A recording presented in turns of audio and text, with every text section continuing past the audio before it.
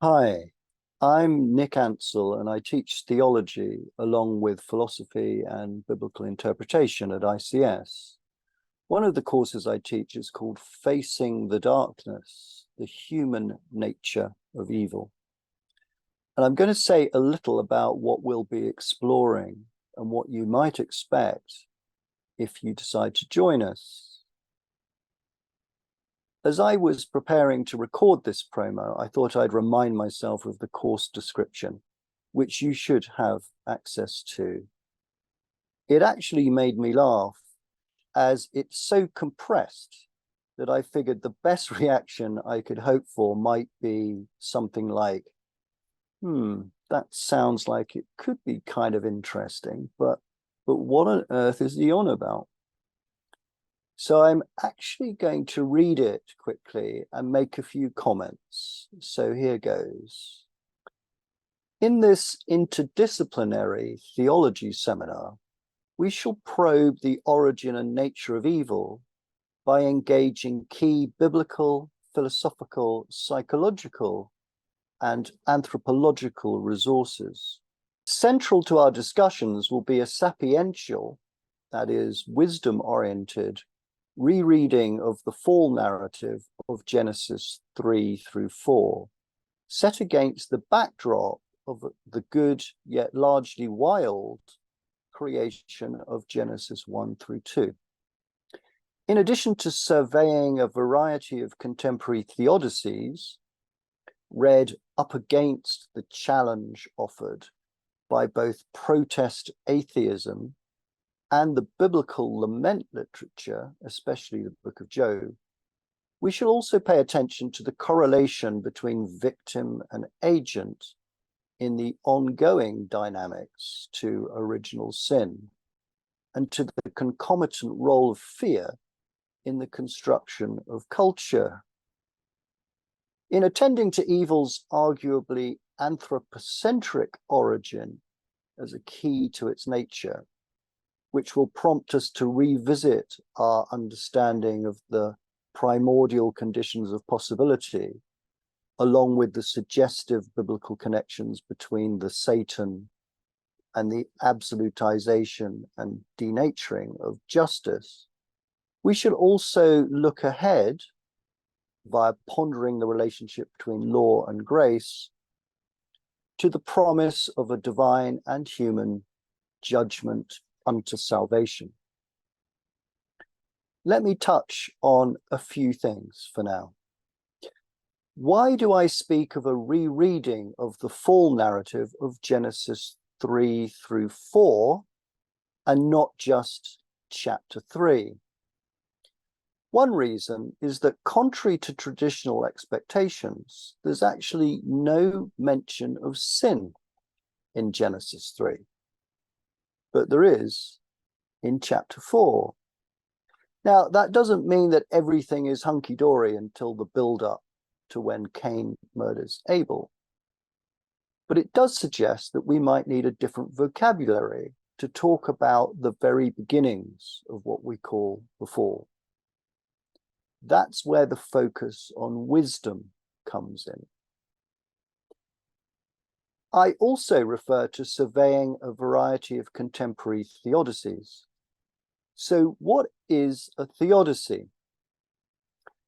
Briefly put, you might say that it's the attempt to defend belief in God's goodness in the face of the reality of ongoing evil and suffering within what is supposed to be God's world. The central problem here is not just an intellectual one, and it isn't just a problem either. It's a massive challenge because of the reality not just of suffering, but of innocent suffering. Once we face this, we may well conclude that the more logically coherent various theodicies are, the more offensive they are. You can't explain away innocent suffering or say it is somehow okay in the larger scheme of things. So what does this do to our understanding of God? Are there some deep biblical resources here that can help orient us? I think there are. We'll talk about some of these. Finally, what do I mean by saying evil is anthropocentric in origin and nature? Well, traditionally, the fall into evil has been explained with reference to another fall that is supposed to have happened before the early verses of Genesis. The fall of the angels who become demons, chief among whom is the Satan, who in the form of the serpent tempts Eve and Adam to disobey God's instructions.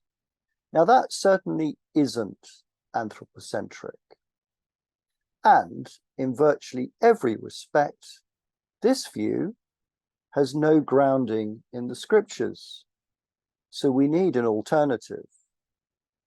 In fact, we need alternative answers to many things. Sometimes we will need to reframe the questions as well. And in a graduate seminar like this one, the aim is to do that together, stimulated by a diverse set of readings in philosophy of religion, in psychology, in biblical interpretation, and in literature that we'll discuss together. So who is this course for? Anyone who wants to explore these issues intellectually, exegetically, existentially, with imagination and with a heart. If you want to face the challenge of the human nature of evil alongside others, this might be a good course for you. So please consider joining us. Finally, a quick note about the readings. This course doesn't presuppose knowing a lot about theology. Also, I'm going to redo that sentence. This course doesn't presuppose knowing a lot about theology. Also, most of the readings will be made available, but one book you should try and get hold of, as we'll be reading most of it, is edited by Stephen T. Davis. That's Stephen with a PH. Davis is D-A-V-I-S. And the title is Encountering Evil, Live Options in Theodicy. And you should look for the second revised edition, which was published in 2001, not the first edition from 1981. And if you want to get a head start, reading or rereading the biblical book of Job would be a good idea. And you can do that in any translation that you're comfortable with.